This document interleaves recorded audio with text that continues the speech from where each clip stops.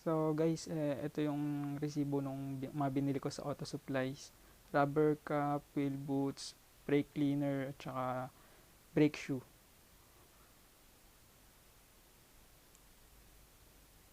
Ito dinala ko yung sample para pag-basean natin sa size.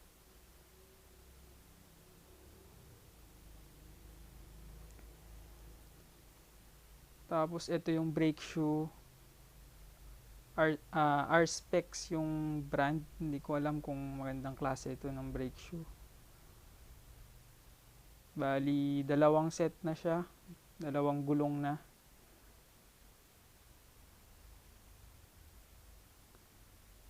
$650 lang yung isang set. Comment nyo na lang guys kung maganda itong nakuha kong brand ng brake shoe.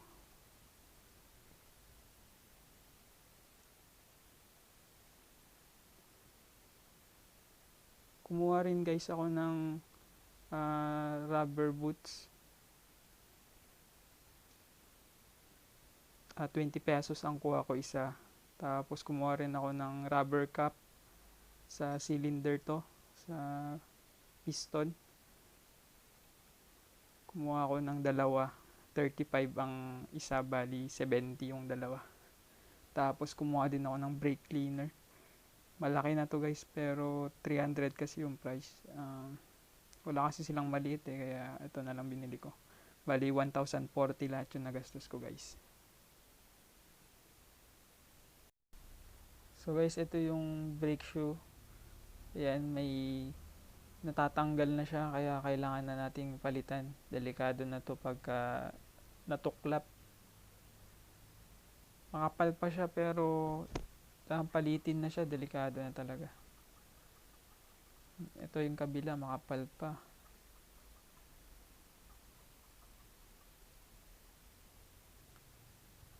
Tanggalin lang guys yung spring sa baba muna ito. Tapos yung clip niya sa gilid, yan, ikutin lang yun tapos matatanggal na. May pin siya. Ayan, itabi lang natin. Tapos yung kabila ganun din. Dali lang guys na kanyan, long nose lang kailangan dyan. Tatanggal na kagad dyan. May spring sa may guys, sa may adjuster niya, yun yung kailangan nating tanggalin. Ito, itong malit na to. Long nose lang. Yan. Tanggal na, tapos mabilis na lang siya matanggal. Yan. Mukhang may problema na rin tong adjuster natin. Hindi na siya straight. Ayusin na lang natin.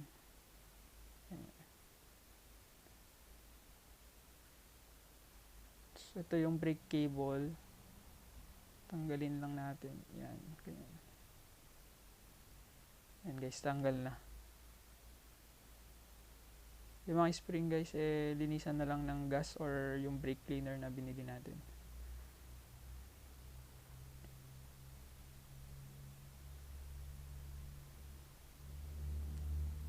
Ito guys, yung piston. Stock up na yung kabila niya. Tapos yung kabila malambot. Kailangan ng palitan yung rubber cap. Sa pagtanggal guys, gamitan lang natin ng flat screw. Sukitin lang natin yung rubber boot.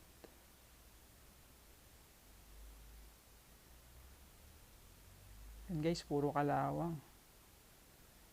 Kaya nag-stock up na rin yung piston niya. Kailangan na talaga natin palitan.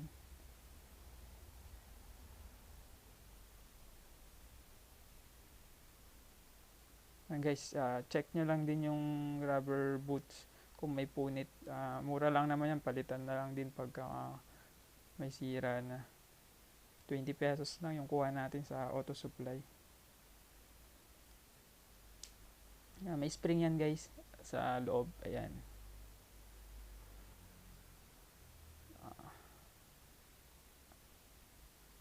Stock up talaga yung piston.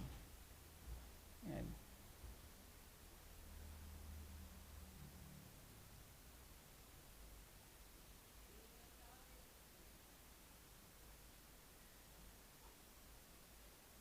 Ito guys yung rubber cap sa loob ng piston. Ayan. Makita nyo naman palitin na din. Ito guys yung pagkabit ng rubber cap sa cylinder. Piston, sa may piston. Gamitan lang guys ng brake fluid para madulas siyang ikabit. Ayan. Kailangan dalawang kamay dapat dito. Kailangan nyo ng kasama magkakabit kasi talaga mahirap siya ikabit kung mag-isa mo lang ikakabit to. Daan-daan din guys, baka mapunit. Pero usually yung mga bagong ganyan, yung nabibiling bago na ganyan na siya, flexible naman siya. Ingatan lang na masugat para hindi mapunit. Ayan, ayan ganyan guys, yan. Kabit na natin yung isa.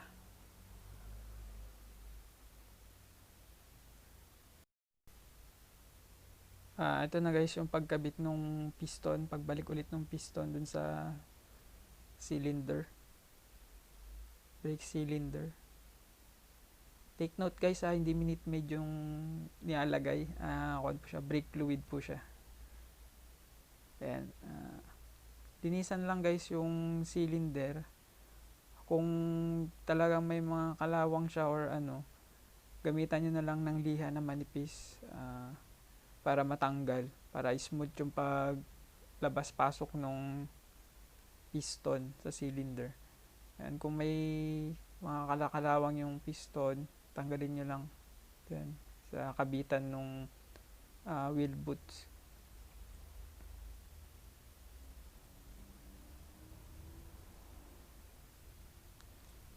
Lagi nyong lagyan guys ng yung parts ng brake fluid para hindi siya magasgas or mas madali siyang ipasok, mas madulas.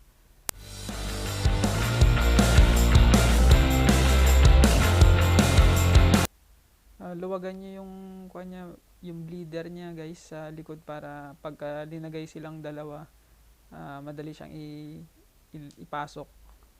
Lagyan niyo ng konti yung loob guys ng brake fluid para pagka nag-bleed kayo mamaya, hindi puro hangin yung lalabas, para hindi masira yung rubber sa loob, yung bagong palit natin na rubber cap. And guys, yung rubber boot naman ang ilalagay natin. Madali lang yun guys, ipapasok lang naman dun sa may piston, tapos sa gilid lang niya ilalapat lang. Ayan. Check nyo rin guys kung may punit na, kasi pagka may punit yan papasukan ng tubig yan or baka mag-leak dyan yung brake fluid. Mura lang naman yan, 20 pesos. Palitan na lang din kaagad pagka ganun. Pag nag-check kayo ng brake shoe, check nyo na rin yung mga rubber niyan.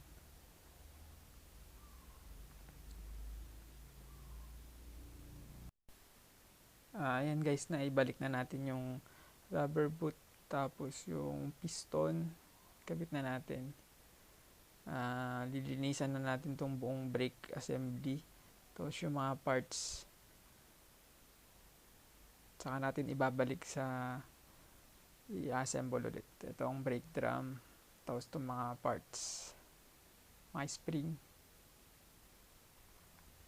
Gamit lang tayo guys ng brush, tapos kuskusin lang natin, babad natin sa gas, tapos linisan natin.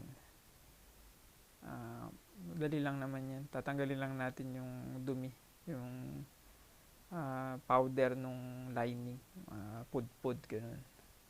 Tapos itong sa may brake drum, gamitan natin ng brake cleaner, binili natin kanina. Punasan lang muna natin, tanggalin natin yung tumapon na brake fluid.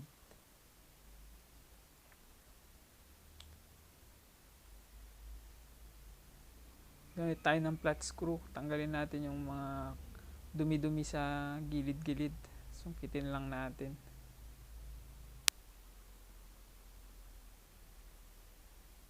Sa gilid, spray lang guys to, tapos punas, tanggal na kagad yung grease niyan, malinis na kagad yan, yung mga kagandahan ng brake cleaner guys. Ayan, nakita nyo naman guys na tuyo kagad siya, tanggal yung grease nya. Ayan, malinis na guys.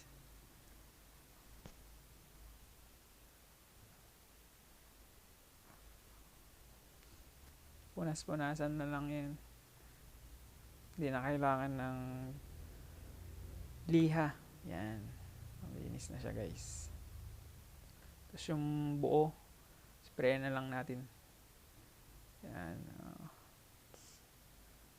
Medyo makapal yung dumi niya guys. Kailangan natin ng dito. Brushin ng konti. Tapos sprayan ulit. Tapos punas. Okay na siya. Pwede na siyang ibalik.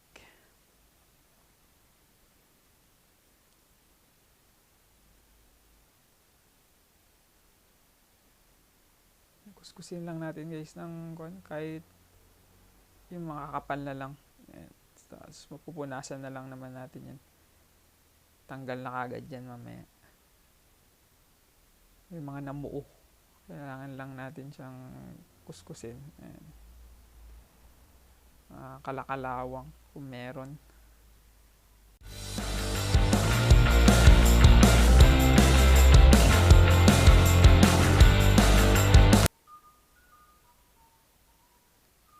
Sprayan lang natin ulit.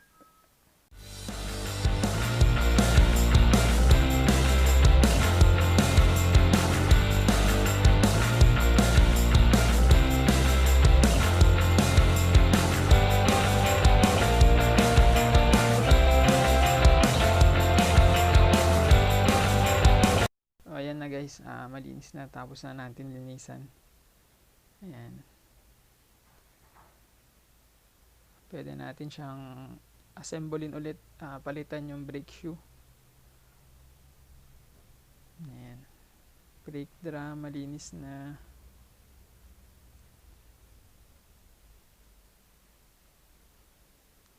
Ito guys yung brake shoe natin. Assemblein na muna natin siya kung paano ibalik. Saka natin ikakabit.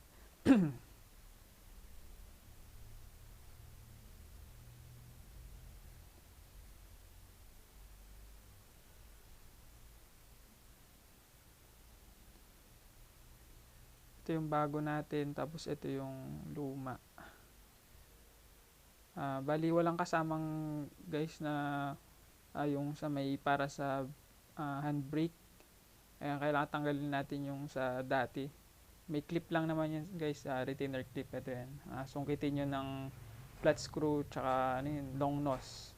Ito, ayan, linisan lang din natin ng konti. Ito na lang, brake cleaner na lang. Tapos brush ng konti. Tapos punas.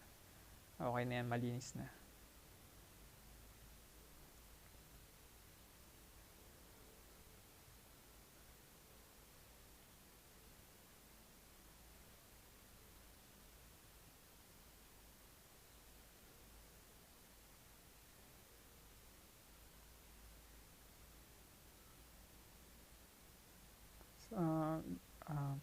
Ganyan lang yan guys.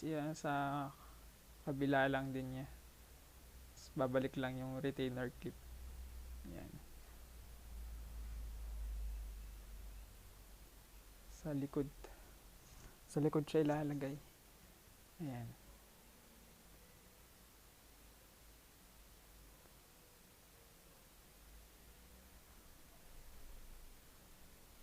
Limitan lang ng long nose guys para may balik. Yan. Secure lang natin siya. Ilagay na natin guys yung sa may handbrake cable. Ito yung pagkaka-assemble niya guys.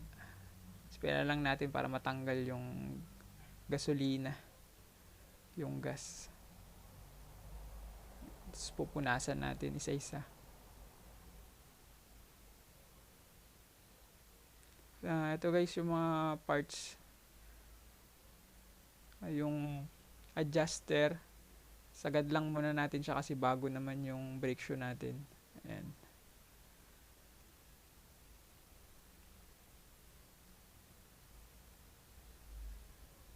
Adi, ganyan siya guys, ganyan. Tapos yung sa may adjuster, spring na adjuster, ganyan. Yung pagkakalagay.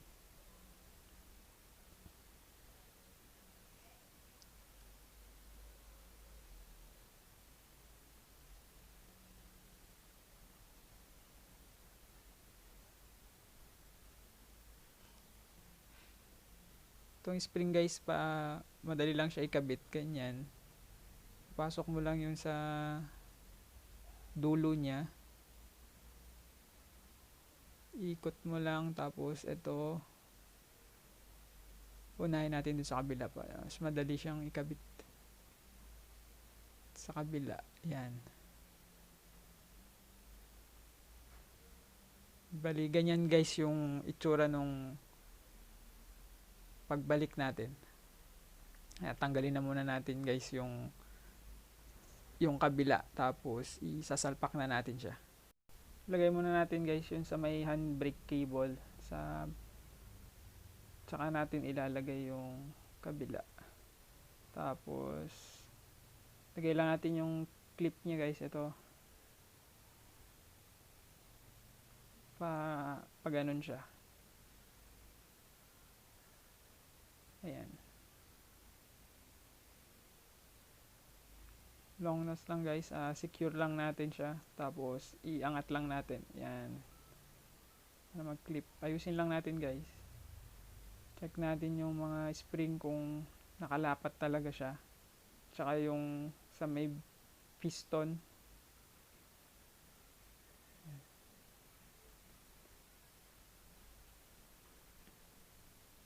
Sa baba guys, meron niyang guide. Dapat nakakon siya, nakasakto siya. Ito yung sa baba, spring sa baba, last siya natin ilalagay. Gamit lang tayo ng long nose. Ayan.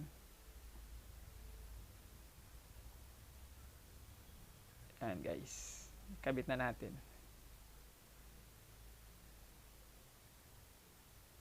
Check lang natin kung okay yung pagkakalagay. Tapos konting linis, adjust natin kung kailangan ba natin i-adjust yung adjuster nya.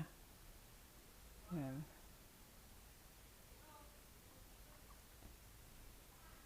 Saka natin itatry kung kailangan ba natin i-adjust.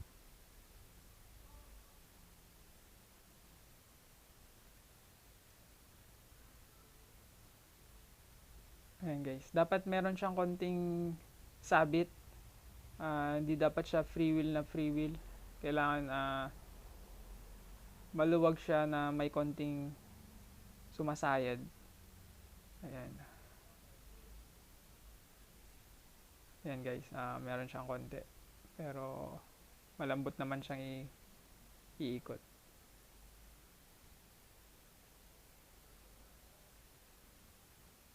Ayan guys, okay na.